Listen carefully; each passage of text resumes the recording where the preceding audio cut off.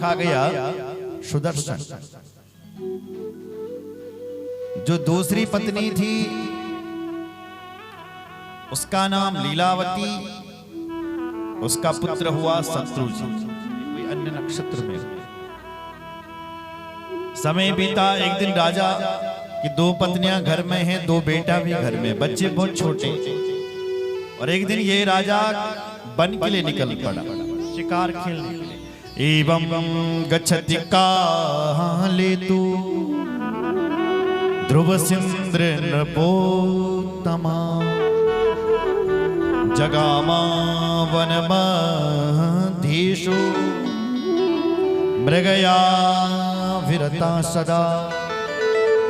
राजा जैसे ही जंगल में गया तो मृग को ढूंढ रहा है कि मृग कहाँ मिलेगा, मृग कहाँ मिलेगा। मृग तो मिला नहीं, लेकिन सिंह मिल गया। जंगल में जो गया बाघ, शेर मिल गया। शेर ने राजा को देखा, राजा ने शेर को देखा, तो दोनों का युद्ध होने लग गया। दोनों आपस में भिड़ गए। राजा भी कोई कम जम नहीं था जो शेर के साथ। सेवकों ने देखा तो एक एक करके आ गए। सेवका तस्य ये शर्वे तेपि बाणान् पृथक पृथक अमुच्चन कुपिता कामा शिंगो परिरुषान्विता। शेर पर जब आघात करने लगे सेवक तो शेर को भी रोष आ गया, यानी गुस्सा आ गया।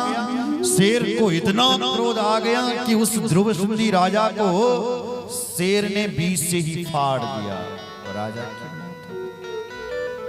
सेवकों को भी भयंकर क्रोध आया, इतना क्रोध कि तलवार से अब तो पीछे नहीं हटे सेवक। कुछ मर गए, कुछ घायल हो गए, लेकिन कुछ सेवक ऐसे तो तलवार से शेर को भी उड़ा दिया, शेर को मार कर गिरा।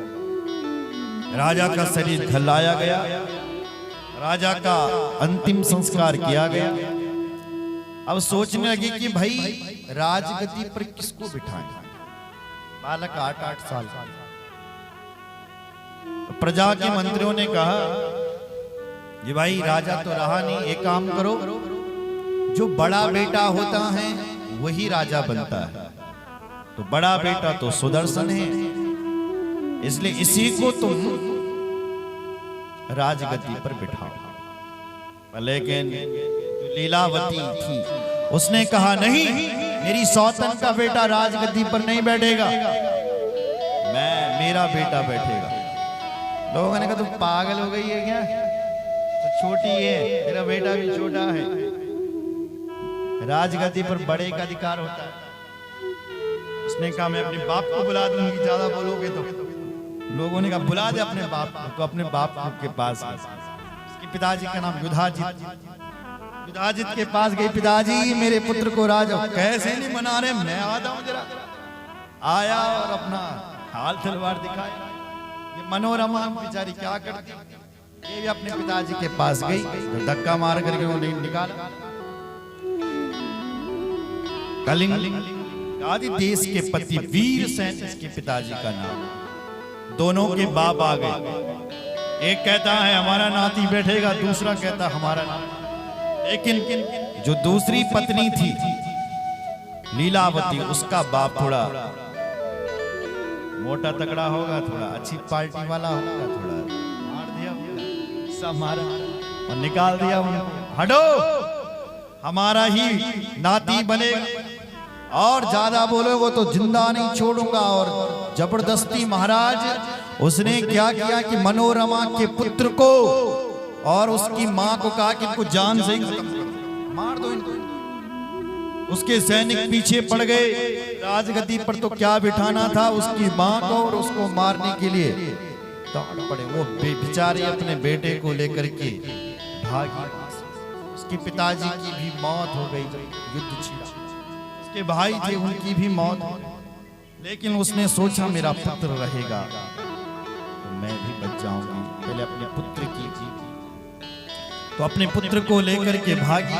पीछे से सेवक भी भागे भागे भागे भरद्वाज ऋषि के आश्रम में गए। भरद्वाज ऋषि के आश्रम में जैसे प्रवेश किया तो वहां एक स्त्री पर हाथ उठाना, अपराध है, तो वहां पर उनके सेवकों ने प्रवेश नहीं कर सका। तो भरद्वाज ऋषि के आश्रम में इसके पुत्र मनोरमा के पुत्र सुदर्शन का पालन पोषण होने लगा। इधर ये राजगद्दी चला रहा है, समय बीता, ये बालक वहां बड़ा हो, संतों के बीच रहता है, संतों के बीच खाता है। तो महाराज संत का रंगत तो चढ़ी जाता। अचानक जब वो बालक खेलने के लिए जाता था तो उसके मुख से एक शब्द निकलता था, वो था cling cling cling cling cling, ऐसा बोलता था, क्लिंग क्लिंग क्लिंग। 24वां घंटे अस्मिन् एकस्मिन् समये तत्र विदलं समुपागतं क्लिम्बेति मुनिस्तत्र मामन्त्रायत दन्तिकी। क्लिंग क्लिंग मंत्र ऐसा बोलता है। एक दिन भरद्वाज ऋषि ने सुन लिया और कह दिया, बेटा ये तो बीज मंत्र है। बीजं वे कामराजाख्यं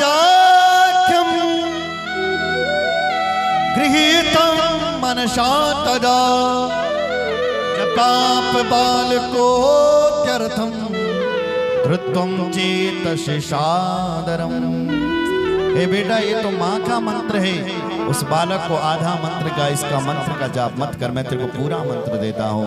माँ भगवती का पूरा मंत्र बता दिया, ऐं क्लीं क्लीं चामुंडाय नवाण मंत्र उस बालक को दे दिया। और 11 साल की अवस्था में उस बालक का उपनयन संस्कार करवाया। शांगो पांगा धनुर्वेदा नीति शास्त्रस्य भिक्षजी। भिक्षा शांगो पांग वे धनुर्विद्या में पारंगत कर दिया। और आगे जाकर के वह बालक बहुत बड़ा विद्वान, उसने सोचा कि मैं क्या करूं। तो जब बड़ा हुआ तो मां भगवती का मंदिर बनाने लग गया। और जितने भी गांव हैं उन सारे गांव में उसने मां के मंदिर बना दिया। और जब घर में पहुंचा उसको राजगद्दी भी मिल गई। भरद्वाज ऋषि ने मां की कृपा से उसको राजगद्दी भी दिलाई। और मां का इतना बड़ा भक्त हो गया ऋषियों की, इसने गांव-गांव में जाकर के एक देवी की स्थापना कर दी। उस देवी का नाम रखा दिया गवा। ग्रामे ग्रामे च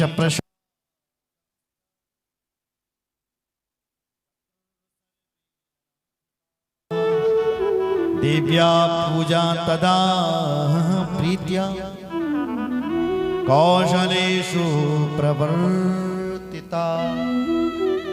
ग्रामे ग्रामे गांव-गांव में जाकर के देवी, ऐसा कोई भारतवर्ष में गांव नहीं होगा जिस गांव में देवी का मंदिर नहीं होगा। गांव उसको अपनी कुल देवी कहते हैं, इष्ट देवी कहते हैं। उस देवी का नाम, पुरातन नाम गवा देवी, लेकिन आज लोग उसको अपनी अपनी देवी कहते हैं। कोई उसको फ्रांस खंडा, कंडा, चंद्रवदनी, धारी, काली, अलग अलग नाम देते हैं। प्रसिद्ध गांव की देवी का नाम गवा। आज इस बालक ने गांव-गांव में, इसलिए ही राजन हर गांव में माता रानी के मंदिर बना दिए और ये बालक प्रख्यात हो गए। आगे जन्मेजय ने प्रश्न किया, गुरुदेव अब आप जाते हैं, नवरात्रि तो संप्राप्ति किम कर्तव्यम दुजोत्तमा विधानम विधिवत् ब्रूहि शरद काले विशेषतः। राजन 4 प्रकार के नवरात्रि होते हैं। 2 होते हैं गुप्त और 2 होते हैं प्रचलित। लेकिन शरद काले विशेषतः जो 2 नवरात्रि, एक शरद काल में और एक ग्रीष्म काल में जो नवरात्रि प्रारंभ होते हैं वो विशेष करके होते हैं। आइए राजन का महत्व हम आपको सुनाते हैं। सुनु राजन प्रवक्ष्यामि नवरात्र व्रतम शुभम शरद काले विशेषण कर्तव्यम विधि पूर्वकम कर्तव्यम विधि पूर्वकम। सुन राजन, हे राजन ध्यान से सुनो। अब मैं आपको नवरात्रों का विशेष महत्व बता रहा हूं, वो आप सावधान। मां के नवरात्रि जो चैत्र में आते हैं वो हमारे नया साल में आते हैं। हमारा नया साल वो नहीं है जो आने वाला है जनवरी, ये हमारा नया साल है, हिंदू नववर्ष अलग। चैत्र शुक्ल प्रतिपदा को हमारा नया साल शुरू होता है। और आप देखिए जब हमारा नया साल शुरू होता है ना तो सब कुछ नया नया आपको नजर आएगा। वृक्षों में देखिए